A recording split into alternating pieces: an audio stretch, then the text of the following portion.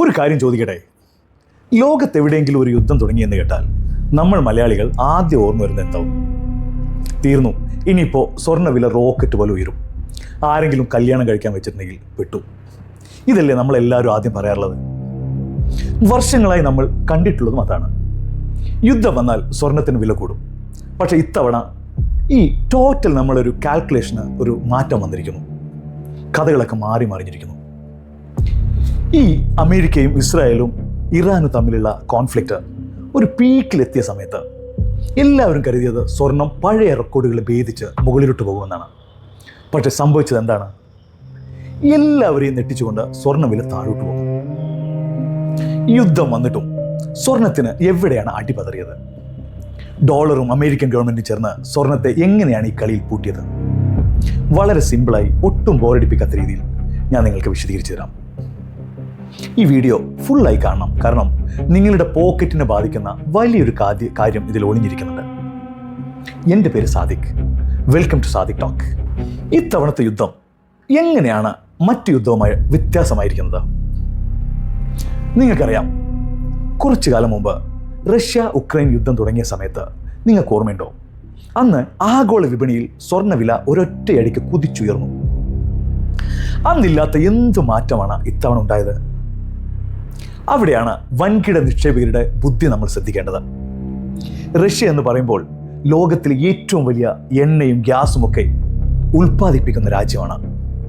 അവർക്കുമേൽ America വിലക്കേർപ്പെടുത്തിയപ്പോൾ ലോകം മൊത്തം സാമ്പത്തികമായി ഭയന്നു.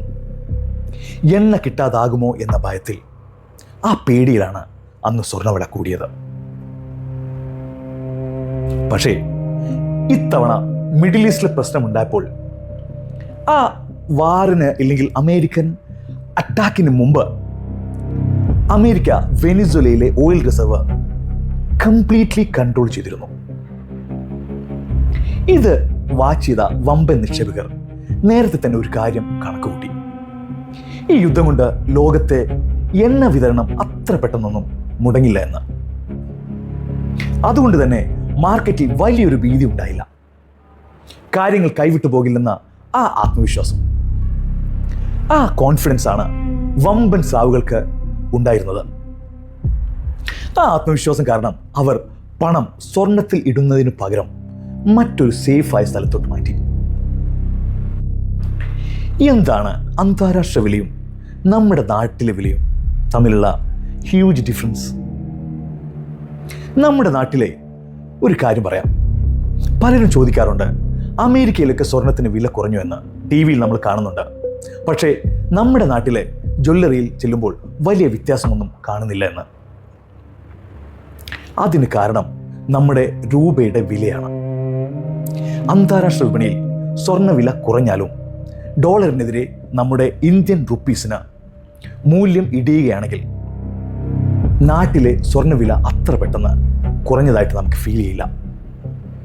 കാരണം നമ്മൾ പുറത്തു നിന്ന് സ്വർണം വാങ്ങാൻ കൂടുതൽ രൂപ കൊടുക്കേണ്ടതായിട്ട് വരുന്നു. അതുകൂടാതെ നിങ്ങൾക്കറിയാലോ, നമ്മുടെ നാട്ടിലെ GST, tax, import tax, import duty, പണിക്കൂലി, ഇതൊക്കെ കൂടി നമുക്കതിൻ്റെ ഡിഫറൻസ് അത്ര പെട്ടെന്ന് ഫീൽ ചെയ്തെന്ന് വരില്ല.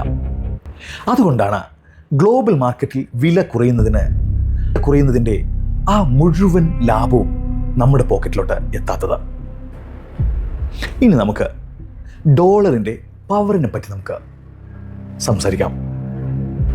സാധാരണയായി ലോകത്ത് എന്ത് വലിയ പ്രശ്നമുണ്ടായാലും വലിയ ബിസിനസ്സുകാരും കമ്പനികളും ഓടിയെത്തുന്ന ഒരിടമുണ്ട്. അതാണ് സ്വർണം. പണം നഷ്ടപ്പെടാതിരിക്കാൻ അവർ സ്വർണം വാരിക്കൂട്ടും. അതിനെ നമ്മൾ ഒരു സുരക്ഷിത താവളം എന്നാണ് സാധാരണ വിളിക്കാറ്. പക്ഷേ ഇത്തവണ ആ താവളത്തിന് മുകളിൽ 2 വമ്പൻ സ്രാവുകൾ വന്നിടിച്ചു. അതിലൊന്നാമനാണ് അമേരിക്കൻ ഡോളർ.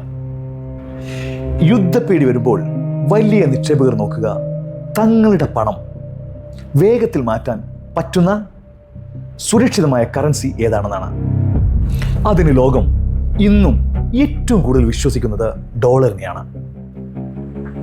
എല്ലാവരും ഒരേ സമയം ഡോളർ വാങ്ങാൻ ഓടിയതോടെ ഡോളർ ഭയങ്കര സ്ട്രോങ് ആയി. എക്കണോമിക്സിലൊരു നിയമമുണ്ട്, ഡോളർ ശക്തമായാൽ സ്വർണത്തിൻ്റെ വില താഴോട്ട് പോകും. കാരണം അന്താരാഷ്ട്ര വിപണിയിൽ സ്വർണം വാങ്ങുന്നത് തന്നെ ഡോളർ ഉപയോഗിച്ചാണ്. ഡോളറിന് വില കൂടുമ്പോൾ സ്വർണം വാങ്ങാൻ ആളുകൾ ഓടിക്കൂടും. ഡോളറിന് വില കൂടുമ്പോൾ സ്വർണം വാങ്ങാൻ ആളുകൾ മടി തോന്നും. ഇനി ഇതിനേക്കാൾ വലിയ രണ്ടാമത്തെ കാരണമാണ് നമ്മൾ സംസാരിക്കാൻ പോകുന്നത്. അതാണ് അമേരിക്കൻ ഗവൺമെൻറ്റിൻ്റെ ബോണ്ടുകൾ. ലളിതമായി പറഞ്ഞാൽ നമ്മുടെ നാട്ടിലെ ഗവൺമെൻറ് ട്രഷറിയിൽ പണം ഫിക്സഡ് ഡെപ്പോസിറ്റ് ഇട്ടാൽ കൃത്യമായി പലിശ നമുക്ക് കിട്ടാറുണ്ട്. അതുപോലെ ലോകത്തെ ഏറ്റവും വലിയ സാമ്പത്തിക ശക്തിയായ അമേരിക്കൻ സർക്കാർ കൊടുക്കുന്ന ഒരു തരം ഫിക്സഡ് ഡെപ്പോസിറ്റാണ് അമേരിക്കൻ ബോണ്ട്സ്. നിങ്ങളുടെ കയ്യിൽ കോടിക്കണക്കിന് രൂപയുണ്ടെന്ന് വിചാരിക്കുക. യുദ്ധം നടക്കുമ്പോൾ എപ്പോൾ പൂട്ടിപ്പോകുമെന്ന് അറിയാത്ത കമ്പനികളിൽ ഇൻവെസ്റ്റ് ചെയ്യുമോ, അതോ അമേരിക്കൻ ഗവൺമെൻറ്റിൻ്റെ കൃത്യമായ പലിശ ഉറപ്പ് നൽകി കടം ചോദിച്ചാൽ അവിടെ കൊടുക്കുമോ? തീർച്ചയായും നമ്മൾ രണ്ടാമത്തെ മാർഗമേ തിരഞ്ഞെടുക്കൂ. ഇതാണ് ലോകത്തിലെ വമ്പൻ ഇൻവെസ്റ്റർമാരും ചെയ്തത്. അവർ സുരക്ഷിതവും ഒപ്പം കൃത്യമായി ലാഭവിഹിതവും തരുന്ന US ബോണ്ടുകളിലേക്ക് പണം ഒഴുക്കി. ഇവിടെയാണ് സ്വർണത്തിന്റെ ഒരു കുഴപ്പം പുറത്തു വരുന്നത്. സ്വർണം നമുക്ക് പലിശ തരില്ല. നിങ്ങൾ 1 കിലോ സ്വർണം വാങ്ങിയാൽ ലോക്കറിൽ വെച്ചാൽ അടുത്ത വർഷം അത് 1 കിലോ 10 ഗ്രാം ആകില്ല. വില കൂടിയാൽ മാത്രം ലാഭം. എന്നാൽ അമേരിക്കൻ ബോണ്ടുകൾ കൃത്യമായി നല്ല പലിശ തരും. യുദ്ധം കാരണം ലോകത്ത് വിലകയറ്റം ഉണ്ടാകുമെന്ന് കണ്ടപ്പോൾ അത് തടയാൻ അമേരിക്കൻ കേന്ദ്ര ബാങ്ക് പലിശ നിരക്കുകൾ കൂട്ടിയിട്ട് ഫ്രീസ് ചെയ്തു വെച്ചു. പലിശ കൂടി നൽകുമ്പോൾ ബോണ്ടുകൾ കൂടുതൽ ലാഭകരമാകും. അപ്പോൾ ഇൻവെസ്റ്റർമാർ എന്തു ചെയ്തു? സ്വർണം വിറ്റിട്ട് പണം നേരെ അമേരിക്കൻ ഗവൺമെന്റിന്റെ ബോണ്ടിലോട്ട് മാറ്റി. ഈ വിറ്റഴിക്കലാണ് സ്വർണത്തിന് എക്സാക്ട്ലി വില കുറച്ചത്. അപ്പോൾ സ്വാഭാവികമായി നിങ്ങൾ ചോദിക്കാം, സ്വർണത്തിന്റെ പണി കഴിഞ്ഞു?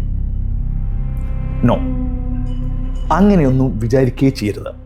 സ്വർണത്തിന്റെ വിലയൊന്നും ഇല്ലാതായിട്ടില്ല. ദീർഘകാലത്തേക്ക് നോക്കിയാൽ സ്വർണം ഇപ്പോഴും ഒരു രാജാവ് തന്നെയാണ്.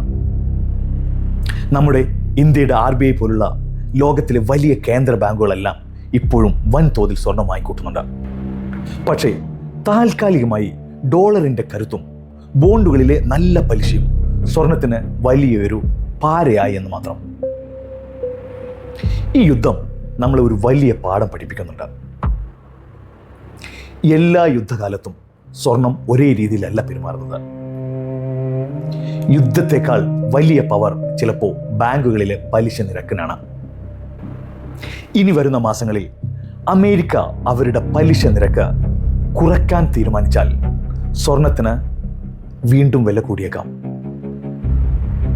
ഈ വീഡിയോയെക്കുറിച്ച് എന്താണ് നിങ്ങളുടെ അഭിപ്രായങ്ങൾ? വ്യക്തമായി കമൻറ്റിലൂടെ എന്നെ അറിയിക്കണം. Thank you very much.